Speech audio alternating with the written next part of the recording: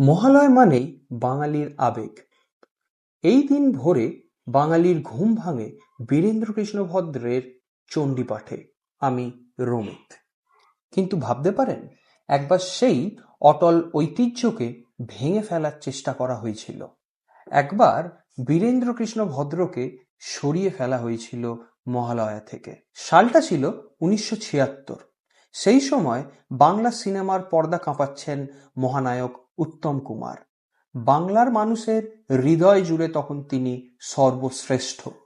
আকাশবাণীর কর্মকর্তারা ভাবলেন, মহালয় তো অনেক দিন ধরে একইভাবে চলে আসছে, তাই মহানায়ক উত্তম কুমারকে দিয়ে মহালয় পাঠ করাবেন।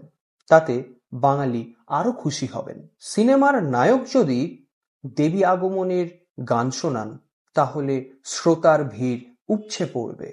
এবং সেই সিদ্ধান্তে বাদ দেওয়া হয় বীরেন্দ্রকৃষ্ণ ভদ্রকে, যাকে ছাড়া মহালয় কল্পনাই করা যায় না। চণ্ডীপাঠ রেকর্ড করলেন উত্তম কুমার।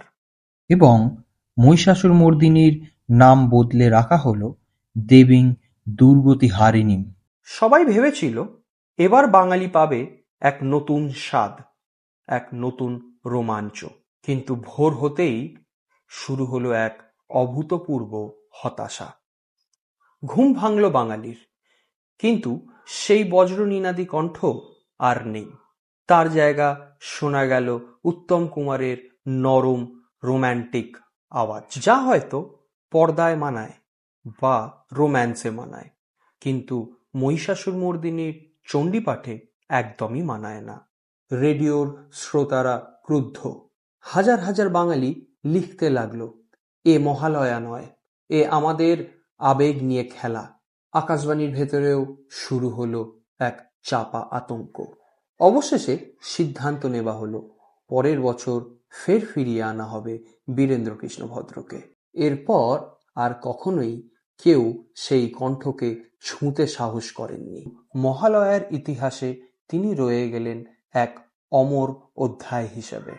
এবং উত্তম কুমারের সেই একবার প্রচেষ্টায় ইতিহাসে রয়ে গেছে মহালয়ার মহা ভুল নামে।